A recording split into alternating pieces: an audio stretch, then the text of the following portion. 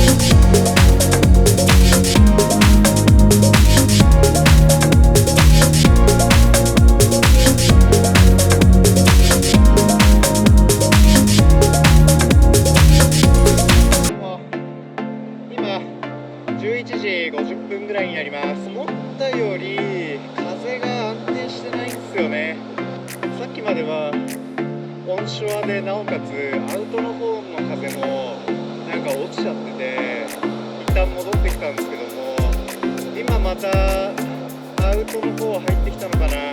はい、一旦休憩します。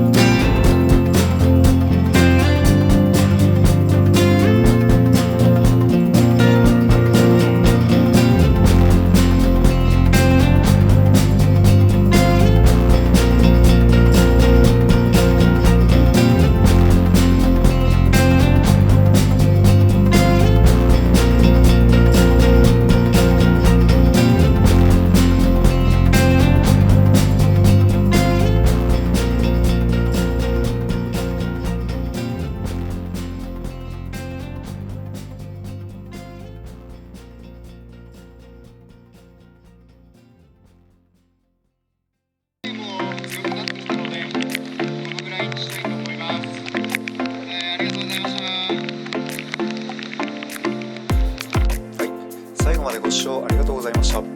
今回の動画いいなと思ってくれたら高評価をお願いします。また今後もウィンドサーフィンの動画などを投稿していきますので、チャンネル登録もぜひよろしくお願いします。